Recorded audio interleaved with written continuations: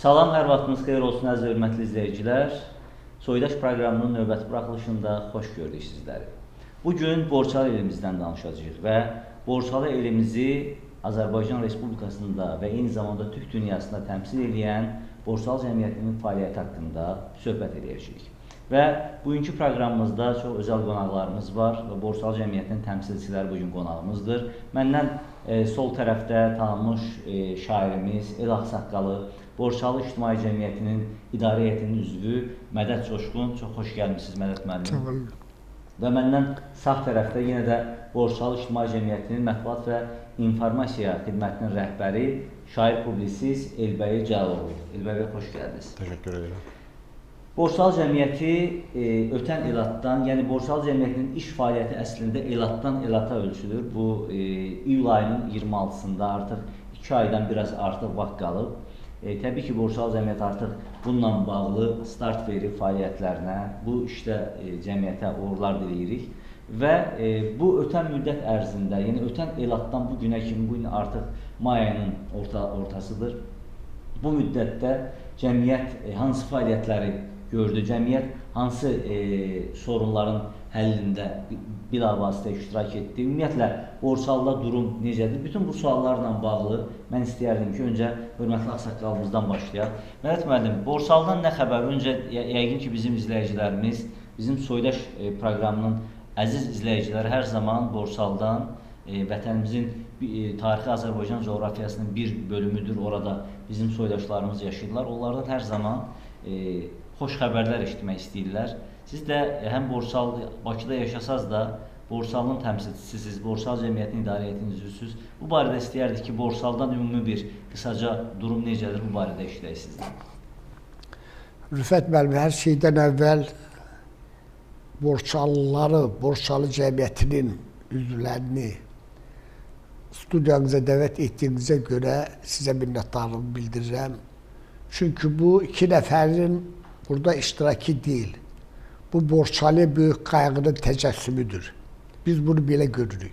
Belə görürük ki, bu verilişin təşkili Borçalıya dəstək deməkdir. Təkcə Borçalı cəmiyyətinə yox, bütün Borçalıya dəstək deməkdir. Ona görə sağ olun və dinləyicilərimizi salamlayıram, fürsətdən istifadə edərək. Borçalıda vəziyyət, necə deyirlər, tarix boyu həmişə kəşməkeşli olub, rahat olub, çətinliyi olub. Amma indiki hal-hazırda olan vaxtı nəzərə alsaq və xatırlasaq ki, hamının bildiyi bir neçə il bundan əvvəl Qamsaxurdiya tufanı oldu. O tufanda Borçalılar nə zulmlar çəkdi. Ondan bu yana gəldikdə indi vəziyyət ona nisbətən xeyli yaxşıdır. Əhalinin əhval-ruhiyyəsi yaxşıdır. Adamlar öz işlərinə inamla yanaşırlar, işlərində bir ümid var, bir sabaha ümidlə baxış var. Və mən qeyd eləmək istərdim ki, bu ümidin yaranmasında Borçalı cəmiyyətinin çox böyük əhəmiyyəti var, çox böyük fəaliyyəti var. Heç təsadüfi deyil ki, son vaxtlar, son 2-3 ildə mənim yaşadığım baş keçid rayonuna, yəqin ki, Marneolidə, Molisində də vəziyyət belədir. Bakıdan onlarla, yüzlərlə hər kəndə adamlar köçür. Bir vaxtı sahibsiz qalan evlər yenidən bərpa edilir. Hətta belə deyərdim ki, Rüfət müəllim, orada evlərin qiyməti də get-gedə bahalaşır. Çünki artıq cəmaət şəhərin nə olduğunu, mahiyyətini başa düşür. Və o ağrılardan canını qutarır şəhərə gələn adamlar. Bu mühitə öyrəşə bilmir və öz gözəl təbiətlərinə, öz gözəl vətənlərinə, öz gözəl torpaqlarına qayıtma fikrindədirlər. Bu isə orada qalan adamlara böyük ümid verir. Onlar daha da bərkirlər, daha şad və yüksək əhval-ruhiyyədə olurlar. Ümumiyyətlə, belə götürdükdə Borçalılar, xüsusilə mən öz rayonumdan deyə bilərəm, baş keçid əməksevər xalqda öz əməkləri ilə dolanırlar, narazı deyirlər. Dövlət rəhbərliyindən də narazı deyirlər. Ümumiyyətlə aydındır ki, problemlər çoxdur, ağrılar, acılar çoxdur. Mən düşünürəm ki, o problemlər haqqında biz söhbət edirik. Bəli, amma ümumiyyətlə götürüldükdə vəziyyət yaxşıdır. Vəziyyət məyus edici deyil və ümidlər çoxdur. Çox gözəl. Və gələcək ümidlər çoxdur. Təbii ki, biz Borçalı elimizdə, yəni Gürcüstanın hər bir güşəsində yaşayan, nəinki Borçalıda, eyni zamanda başqa Gürcüstanın başqa bölgələrində də soydaşlarımız var. Onların yaşam tərzini, problemlərini izləyirik və bizim də bir media olaraq borcumuz bu problemlərin üstünə getmək, o problemlərin həllində həm də Gürcüstan hakimiyyətinə yardım etməkdir. Və bundan ötürü də Azərbaycan hakimiyyətinin də üzərinə müəyyən vəzifələr düşür, soydaşlarımıza sahib çıxmaq kimi.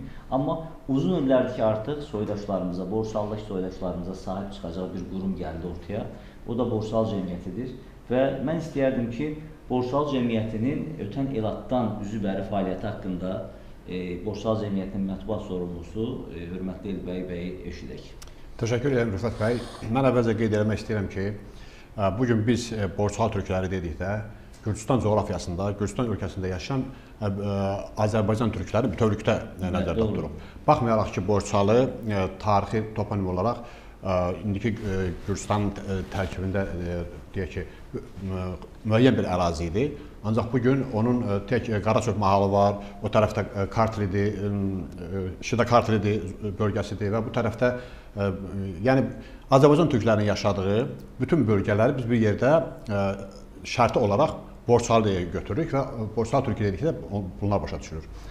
Borçalı cəmiyyəti də bugün həmin bu Borçalı türklərinin onlara xidmət etməsi üçün yaranmış bir təşkilatdır.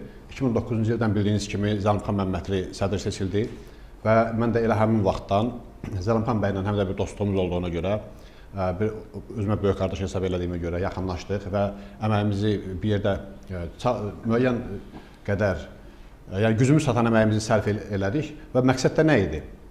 Ən önəmlisi mən hesab edirəm ki, bugün biz qətiyyətlə deyə bilərik ki, Güney Qafqaz dünyada strateji bir məkandır. Elə bir məkan ki, bütün supergüc dövlətlərin həm də burada bir marağı, həm də burada bir gözü var. Ona görə də deməli burada Güney Qafqazda aparıcı iki böyük ölkə var, Azərbaycan və Gürcüstan ölkəsi və bildiyimiz kimi Ermənistan həmişə vassal rolunda olubdur, Rusiyanın vassalı olaraq olubdur. Ancaq bu dövlətlər özlərinin tarixini yaşada biliblər, hər iki dövlət, Azərbaycan və Gürcüstan, özünün mədəniyyətini yaşada biliblər, müstəqilliyinə nail ola biliblər və demokratik prosesə başlayıblar. Və mən deyərdim ki, Gürcüstanda bugün demokratik proses daha sürətlə gedir, o da təbii ki, Saakashvilinin dövründən başladı. Düzdür, müəyyən nöqsanlar var, ancaq o proses bugün davam edir. Və hətta bizim artıq ənənəvi bir hal alıb, orada tez-tez deyək ki, nazirlərin dəyişməsi falan. Belə bir zamanda Borçalılar nə etməlidir? Borçalılar deməli Gürcüstanın müstəqilliyinin qorunması, ərazi bütövlüyünün qorunması, mədəniyyətinin inkişafı üçün öz əməyini sərf eləməlidirlər. Və Borçalı cəmiyyətinin ən belə tez-tez eşidilən tezislərindən biri bu oldu ki, ölkə vətəndaşı olan hər kəsin yaşadığı ölkə milli dövlət hesab olunur. Və bu rakursdan yanaşsaq, hesab edirəm ki, Borçalıda yaşayan hər bir Borçalının milli dövləti Gürcüstan, həm də Gürcüstandır. Bu mənada Borçalılar həm borcludurlar Gürcüstanın inkişafına əməyini sərf eləməyə. Və bugün Borçalı cəmiyyətinin fəaliyyəti nəticəsində və onun ən böyük əsəri olan Elat bayramının fəaliyyəti nəticəsində və biz görürük ki, gənclərimiz inkişaf edirlər, daha çox o siyasi mühitə, siyasi ailəyə daxil olmaqdadırlar və Gürcüstana öz əməkləri sərf eləməkdədirlər ki, bu da çox sevindirici haldır. Bugün nəinki Gürcüstanda, Gürcüstanın kənarda, Azərbaycanda da, tutaq ki, Türkiyədə də və digər Avropa ölkələrində də Borçalı gəncləri təhsil alırlar, oxuyurlar və inşallah qabağa gedəcəklər. Və 2009-cu ildə elə Zəlimxan Məmmədli Elat bayramının təşəbbüsünü irəli sürdü və biz idarə heyəti olaraq onun ətrafında toplaşdıq, eləcə də müavinləri, ümumiyyətlə icra aparatı və bu Elat bayramının hər il təşkil elədik. Çox önəmli həm də faydasını verdi. İnsanlar bir araya gəldilər.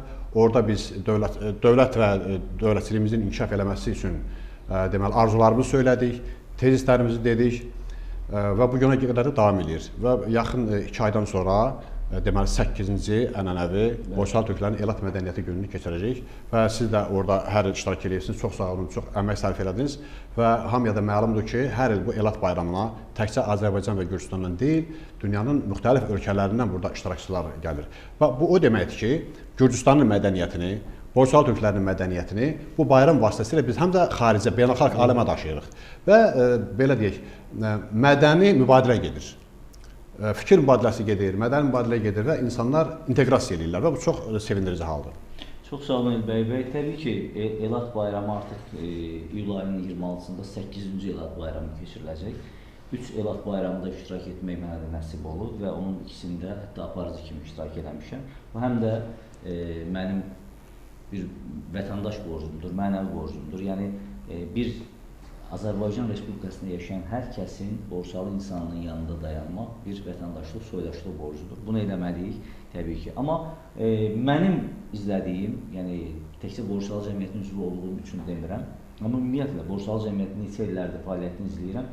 Elat bayramında da, Borçalı cəmiyyətinin cari fəaliyyətində də hər zaman Azərbaycan bayrağı ilə yanaşı Gürcüstan və Türkiyə bayraqları da başımız üzərində dalğalanıb və Gürcüstanın ərazi bütövlüyünə sayğı mənim gördüyüm Borçalı cəmiyyətində hər zaman prioritet mövzu olub. Yəni, mən bundan yola çıxaraq gerçəkdən bir ağsaqqalımızdan təkcə Borçalı cəmiyyətinin idarə heyəti üzvü kimi deyil, həm də bir Borçalının Gürcüstanda yaşayan soydaşlarımızın bir ağsaqqalı, ziyalısı kimi soruşmaq istəyirəm ki, hörmətli Mədət müəllim, bütün bu şərtlər daxilində Gürcüstan hakimiyyətinin 2014-cü ilin oktyabrında Borçalı cəmiyyəti sədrini Zənubxan Məmmədliyə, ondan öncə də cəmiyyətin sədr müavini Salman Muruzliyə qarşı giriş yasağı qoymasının sizcə arxasında nə dayanır? Bu nə və bugün də Zənubxan bəyə qarşı həmin o giriş yasağı götürülməyib? Bax, mən istəyərdim bunu sizdən bir ağsaqqal kimi səbəbləri haqqında soruşam. Rüfət müəllim, bu sual çox ciddi sualdır, çox mürəkkəb sualdır. Mən sizə inandırım, bu sualın cavabını nə ona yasaq qoyanlar bilmir, nə Zənubxan müəllimin özü də bilmir. Nədir bu? Çünki bir hadisə baş verəndə onun bir səbəbi olmalıdır. O nəticə hardan əmələ gəldi? Zənubxan müəllimə qarşı edilən bu hərəkəti heç kəs başa düşmür bu nədir. Amma burada bəzi nüanslar var. Mən onu nəzərinizə çatdırmaq istəyirəm. Təxminən 2 il bundan əvvəl belə bir xəbər yayıldı ki, baş keçiddə, biz Elat baş keçiddə keçilir. Orada rayon rəhbərləri buna ağız burun əyirlər, nəsə razı deyirlər. Biraz məsələ mürəkkəbdir. Və biz Zənubxan müəllimlə bu qərara gəldik ki, daha burada yeganə bir yol budur ki, birbaşa rayon rəhbərinin yanına girək. Bəzi məsələləri izah edək. Hərçənd Zənubxan müəllim getmək istəmirdi, dedi ki, bəlkə də buna ehtiyac yoxdur. Nəsə getdik oraya. Xahiş elədik, mən az çox Gürcü dilində bilirəm, Gürcə xahiş elədim ki, çox xahiş edirəm, sizin vaxtınız az, doğru bilirik, iş-güc adamsınız. Amma bizə cəmi cümlətəni 3 dəqiqə vaxt ayırın. Bu razılaşdı, mən Rüfət müəllim, bizim işlərimizin bir neçə nümunəsini o cümlədən çıxartdığımız Elatdan Elata jurnalı və s. və o siz bəxt buyurduğunuz 3 bayrağın bir yerdə olması və s. Bunları mən onun nəzərinə çatdırdım. Bir-bir oxudum, izah elədim, belə baxdı. Bir sözlə sakitcə dedi, Deda Savadiri. Mən özür istəyirəm, o söz biz Gürcüstanda yaşayanlar bilirik. Ana sözcü söydü. Mən də zarafatla buna gülə-gülə dedim ki, biz onların anasını ağlada bilmirik. Onlar bizim aramıza düşüb belə ziddiyyət yaratmaqla bizim aramızı ağladılar. Bu xeylaq güldü, doğrusan dedi. Burada məlum oldu ki, o kiməsə söydü. O söydükləri kimlərdir? O söydükləri hər şeydən əvvəl baş keçiddə belə bir vəziyyət var da, Rüfət müəllim. Deməli, orada belə götürdükdə, o vaxtı Qamsa Xurdiyada o tufan qalxanda da bizə qarşı, Azərbaycanlılara qarşı Gürcülər o qədər iti deyildilər, sərt deyildilər, kəskin deyildilər. Deməli, bu işi eləyən orada bir qrup Gürcülər var. Onlar Gürcü deyil, onlar ermənidir. Familiyasını dəyişmiş, Gürcüləşmiş ermənilərdir. Bura bizim vətənimiz deyərək belə bir hay-hay qaldıranlardır. Yenə də həmin qüvvələr maneçilik törədir və çox təəssüflər ki, bəzən bizim öz içərimizdən o balta sapı söhbəti var da, öz içərimizdən çıxan bəzi savadsız, nadan, millətini sevməyə, yalnız bu günü düşünən insanlar da bəzən bu işlərə maneçilik törədirlər. Ona maneçilik törətmək üçün orada olan hər bir adama qarşı müxtəlif qərəzli söhbətlər eləyirlər, yuxarılara nələrsə çatdırırlar. O hər birimizə qarşı o söhbət... Bir misal var, deyir, bar verən ağac daşları. Bəli, daşları. Məsələn, o cümlədən də, məsələn, Zəlbxan müəllim haqqında da nəsə deyirlər, amma fakt burasında yer düşmüşkən mən Zəlbxan müəllim haqqında bir neçə fikrimi söyləyim, öz fikrimi yox. Məsələn, Zəlbxan haqqında mən danışanda hər şeydən əvvəl böyük akademik Budakovun bir cümləsini demək istəyirəm. Onun belə bir cümləsi var, o cümləsi var deyəndə, o adam bizim Borçalı cəmiyyətini bəyənən, onu təqdir eləyən adam və iştirak edirdi bizim məclislərdə. O adamın belə bir, onu biz vermişik, o elatdan belə bir ifadəsi var ki, Türk kişilərində olan bütün müsbət cəhətlər Zəlbxan Məmmədlidə birləşmişdir. Bu bəsdir. Bilirsən, bundan sonra maraqlı burasındakı belə bir akademikin, Cəlal Allahverdiyev, düzüm deyirəm, Cəlal Allahverdiyev kimi, Telman Əliyev kimi akademikləri, Sabir Rüstəmxanlı kimi bir tanınmış məşhur xalq şairinin Borçalı cəmiyyətinin bu işini təqdir etməsi, hətta belə onların əksəriyyəti bizim o baş keçiddə olur, siz də barbarda yadınızda zəlbəm olan işlərə.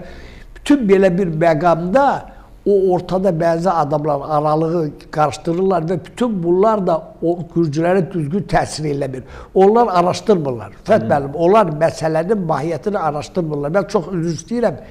Biz nəsə eləməli ki, bütün bir dəfə mən belə təklifim oldu. Nə ki işlərimiz var, qoy komissiya yarasınlar. Baxaq, görək, biz gürcülərə qarşı bizdə heç nə yoxdur. Əksinə Zəlbxan müəllimin bir dəfə mən hələ çıxışında, bir sözündə, bir söhbətində, hətta 2 nəfərlik söhbətdə də gürcülərə qarşı ciddi bir pis söz eşitməmişəm. Həmişə biz gürcülərlə qardaşıq, bu qardaşlığı qorumalıyıq. Bəli, ərazi bütövlüyü, bizim ərazi bütövlüyümüzdür. Onların taliyi bizim taliyimizə oxşardı. Biz iki eyni bəxtli insanlar yeganə Zəlbxan müəllimin dediyi bu sözlər birdən-birə şəxsən mən belə deyək ki, əgər Gürcüstan rəhbərliyində olsuydum, mən Zəlbxan müəllimin elatını gəlib buradan qatarla aparardım o netdir. Gül çiçəklə aparardım, Zəlbxan müəllimi də başda otururlardım. Bu cəhətdən orada belə bir ciddi ziddiyyətlər var. Aydındır. Yəni problem kənardan gerçəkdən siz dediyiniz kimi biraz müəmmalı görünür və açıq səbəb bildirilmir. Yəni artıq il yarımdır ki, həm Borçalı cəmiyyəti bununla məşğuldur, həm Azərbaycan cəmiyyətinin məşğul edib bu məsələ. Təbii ki, bununla bağlı cəmiyyətin özünün də fəaliyyətləri var. Yəni Zəlbxan bəyin yasaq qərarının Gürcüstan tərəfindən qeyri-qanuni belə deyək, yasaq qərarının götürülməsi ilə bağlı. Mən istəyərdim bununla bağlı cəmiyyətin nə kimi fəaliyyətləri olub, bunu eşidək. Rüfət bəy, təşəkkür edirəm. Mən buna bir arayış verməzdən əvvəl öncə bir iki fikrimi mən də söyləmək istəyirəm. Deməli, Borçalı cəmiyyətinin o bayaq bir tezisini dedik, o tezislərdən biri də, bəlkə də ən önəmlisi, Azərbaycan, Gürcüstan və Türkiyə dövlətlərinin strateji əməkdaşlığa, yaxın dostluğa, sıx əlaqəyə dəvət eləməkdir. Və bu da bayaq söylədiyimiz kimi o dünyanın bu qloballaşan bir zamanında, dünyanın terror hadisələridir, separatçılıqdır, müharibələrdir, baş alıb getdiyi bir dövrdə, yəni özümüzü sığortalamaq üçün, Güney Qafqazı, Azərbaycan, Gürcüstanı və s. sığortalamaq üçün bax bu dostluq prinsipini irəli sürdük və bu da şükür Allaha qaydasındadır, davam edir, gedir. Lakin bir şey də qeyd edelim, Zəlbxan bəyin əgər üzünü tutub deyirsə də, ay Borçalılar, Gürcüstanın anayasasını sevin, Gürcüstanın ərazi bütövlüyünü sevin, Gürcüstanın bayrağını sevin. Hətta Zəlbxan Məmmədli xarici səfərlərdə biz onu sosial şəbəkələrdə də izlədik, televiziyalarda izlədik. Gürcüstanın bayrağını başının üzərinə qaldırırdı. Nədən ki, bu Borçalı cəmiyyətinin sədri idi və Gürcüstanı heç də gürcülərdən az sevmir. Ən belə millətsevər Gürcüdən az sevmir Zəlbxan bəy Gürcüstan torpağını, Gürcüstan ölkəsini. Və bunun qarşılığında onun Gürcüstana girişinə yasaq qoyulması çox gülməlidir. Heç bir məntiqə də sığmır.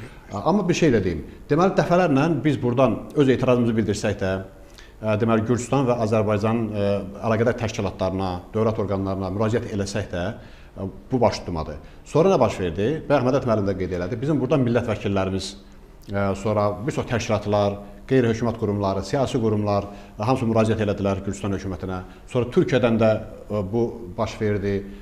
Kifayət qədər, bəlkə də 100-ə yaxın təşkilat orada müraciət elədi. İndi siz fikir verin. Bunu görməzlikdən gəlirsə də Gürcüstan siyasi hökuməti, bu o deməkdir ki, bu təkcə Zəlimxan bəyə deyil. Bu həm borçlulara, həm ona müraciət eləmiş bizim ziyalılarımıza, millət vəkillərimizə, həm də o Türkiyədən müraciət edən o təşkilat rəhbərlərinə, təşkilatlara hörmətsizlikdir. Ya bu yasaq əvvəl-axır qaldırılmalıdır və niyə də olmalıdır? Əgər bir insan sənin bayrağın başının üzərinə qaldırırsa da, gənclərə özünü örnək göstərirsə də, bu vətəni, bu torpağı sevdirsə də, onun ərazi bütövlüyünü dəstəklə deyirsə də, Gürcüstanın işğal altında olan ərazilərini o terrorçuların əlindən geri alaq deyirsə də, onun qabağını kəsmək nə deməkdir? Deməli, sən artıq düzgün nümunə göstərmirsən öz vətəndaşlarına. Sən o vətənin torpağı sevilməsini istəmirsən deməkdir. Ona görə mən bir daha bu fürsətdən istifadə edib bu televiziya vasitəsilə səslənirəm Gürcüstan siyasi hakimiyyətinə ki, bu qərarı ləğv eləmək lazımdır. Bir halda ki, siz ona tutarlı əsas göstərə bilmirsiniz, heç bir əsas göstərə bilmirsiniz, bu əsassız olaraq bu yasaq qərarı tətbiq olunubdur və bu götürülməlidir. Borçlar cəmiyyətinin fəaliyyətinə gəldikdə isə elatla bağlı, deməli, hər il olduğu kimi bu dəfə də biz mütəşəkkil olaraq tədbirlərimizi keçirdik. Dədəcamal məclislərində bu məsələni qaldırdıq. Hətta bu yaxınlarda onu deməli təşkilat komitəsi yaradıldı və start verildi ki, biz artıq elata hazırlaşırıq və inşallah böyük bir ekiplə yenə yola düşəcəyik və bizə müraciət edənlərin sayı hesabı yoxdur. Rusiyadan, Türkiyədən, Güney Azərbaycandan və dünyanın başqa yerlərindən, hətta biz Qırğızstandan deyirlər ki, gələcək. İnşallah böyük bir tədbir keçiriləcəkdir. Zəlimxan bəy məsələsindən bağlı isə artıq bildiyi kimi vəkil də tutulubdur. Bu vəkil artıq fəaliyyətdədir. Gürcüstanda görüşlər keçiriləcək və yaxından inşallah bu yenidən dövlət səviyyəsinə qaldırılacaqdır. Ancaq Gürcüstan hökuməti bunu eləməməlidir. O niyə dövlət səviyyəsinə qaldırılmalıdır? Ya burada elə bir qlobal bir problem yoxdur. Heç nə yoxdur. İnsan gəlir, əksinə səni sevməyə dünyanı təhrik yönləndirir. Türkiyədən bu qədər insan gəlib Gürcüstanı sevirsə də və Gürcüstanın mədəniyyətini daşıyırsa da, öz mədəniyyətini gətirib burada deməli təbliğ edirsə də bunu nə pisdir? Bunları dəstəkləmək lazımdır. Və bunun sayəsində də bizim borçlular gəncləri inkişaf edirlər, fikir mübadiləsi aparırlar, mədəni dialoq qurulur və bu çox gözəldir. İnteqrasiyadır əslində və bunu təbii ki, Gürcüstan biz ötən ilki Elat bayramında da gördük, artıq Gürcüstanın siyasi hakimiyyəti belə Elata maraqlıdır. Əgər sən Elata maraqlısansa, Elatın memarını, Elatın banisini niyə Gürcüstana buraxmamalısan? Burada biraz təzadlar var, paradoksal hallar var. Hər halda biz bugünkü verilişimizin sonunda istəyərdik ki, daha nikbin notlarla bugünkü verilişimizi. Problemlər var, Gürcüstanda baş verənləri biz də bilirik, toponim problemlərini bilirik. Niyə bizim toponimləri dəyişmək istəyirlər, bunu da anlamaqda bəlkə də zorluq çəkirik, amma əslində mahiyyəti bilirik. Orada bizim Güney Azərbaycandan, digər bölgələrdən fərqli olaraq dil sorunumuz olmasa da kadr sorunlarımız var. Universitetdə bizim kifayət qədər təhsil alıb Borçalıya qayıdan insanlarımız var. Mən bununla bağlı istəyərdim ki, son yenə də sizin bizim Elat bayramı ilə bağlı, Borçalı cəmiyyətinin gələcək fəaliyyətlərinə bağlı qısaca olaraq fikirlərinizi, bir ağsaqqal öyüdlərinizi eşidək və Elbəy bəyə fikirlərini eşidək. Elat haqq işidir. Haqq işi həmişə qalib gəlir. Və mən əminəm ki, Elat davam edəcək, uzun illər boyu davam edəcək. Və Elata qayğı göstərən, Elata onu müdafiə edən hər bir şəxsə mən minnətdarlığımı bildirirəm. O cümlədən sizin verilişə, bu verilişdə əziyyəti olan bütün insanlara və dinləyicilərimizə sağ ol deyirəm. Qoy dinləyicilərimiz də cismən olmasa da ruhan, qəlbən Elatda olsunlar. Gerçəkdən Elatda onu biz hiss edirik. Elbəy bəy, buyurun. Rüfət bəy, təşəkkür edirəm. Mən əvvəlcə o toponimlərdən bağlı qısaca bir fikrimi izah edeyim. Deməli, bu 90-cı ilin əvvəllərində baş vermişdi. Bolis rayonunda 31 kəndin adı dəyişdirildi. Qədim türk adları idi bunların hamısı və o adlar gücləşdirildi. İndi mən bir şey deyim. Biz bilirsiniz ki, məlumatlıyıq, oxuyuruq kitablar falan. Nə Türkiyədə, nə Rusiyada, nə dünyanın heç yerində tarixi toponimlər dəyişdirilmir. Doğru. Bildiyimiz kimi Rusiyada Sibirdən tutmuş şərqin lap uzaq nöqtələrinə kimi qədim türklər yaşayıbdır və o toponimlər bugün də yaşayırlar. Və biz hansına baxsaq görək ki, burada heç bir dəyişilməyib. Türkiyədə müşahidələr göstərdi ki, və orada da Yunan adları orada yaşayır, dəyişmirlər. Onda Gürcüstana nə düşüb ki, xeyr ola sən tarixi toponimləri dəyişirsən və onlar qaytarılmalıdır. Və bu hesab edirəm ki, bütün borçlular kimi mən də bunu tələb edirəm və o toponimlər qaytarılmalıdır. Çox sağ olun. Bu elatla bağlı bayaqları fikrinizi aldıq. Mələt müəllimə də əgər sözünüz qalmadısa biz əziz izləyicilərimizlə xudafizlik. Bir kəlmə siz demişkən 2000 notlarla bitirək və buradan yenə də fürsətdən istifadə edib bütün dostları, bizi dinləyən hər kəsi Elat bayramına dəvət edirik Borsal Cəmiyyəti olaraq və inşallah Zəlimxan bəyin də yolları açılacaqdır. İnşallah. Zəlimxan bəy orada bizim Gürcü rəsmiləri ilə bir yerdə açılış nitqi söyləyəcəkdir. Hesab edirik ki, Azərbaycan siyasiləri də orada iştirak edəcəklər və bundan əvvəl yazdığım şeirdən bizə bənd deyirəm. Əlbəttə, buyurun. Elat günü açırınca quturudan, haqqa doğru yol başlar armuturdan, üç ölkənin bayraqları əllərdə, bu birliyə marş oxuyar dillər də, Borsalıya milyonlar axışacaq, mutlu gözlər sevgi ilə baxışacaq, süzəcək dodaqlar gör neçə ayə, gəl üç dostu bir arada görməyə, Azərbaycan, Gürcüstan, Türkiyə. Çox sağ olun, təşəkkür edir əziz izləyicilərimiz. Biz Soydaş proqramının daha bir buraxılışının sonuna gəlib çatdıq. Az danışdıq, amma mənə elə gəlir ki, fikirlərimizi sizə müəyyən mənada çatdıra bildik.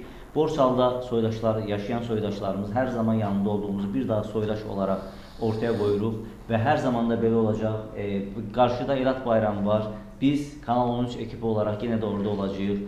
Elat təkcə bir elin, bir obanın deyil, bütünlükdə Türk dünyasının bayramıdır, Gürcüstanın bayramıdır. Gürcüstanda yaşayan soydaşlarımızla bərabər dünyada öz haqqını tələb edən, öz varlığı uğrunda mübarizə aparan insanların bayramıdır və Gürcüstan hakimiyyətinin də o bayrama gəlməsi 7-8 ildə artıq 2009-cu ildən Borsal Cəmiyyətinin Elat ənənəsinin nə dərəcədə doğru olduğunu göstərdi. Bugün Elat ənənəsinin İstanbulda, Bursada və bugün Sivasda davam etməsi də bunu göstərir ki, Elat öz varlığı ilə doğru olub, doğru, dürüst yolda olub və Elat ənənəsi yenə də davam edəcək. Bir daha hörmətli Mələt müəllimə və Elbəy bəyə təşəkkür edərək bugünkü proqramımızı sona çatdırırıq. Sağ olun, sağlıqla qalın.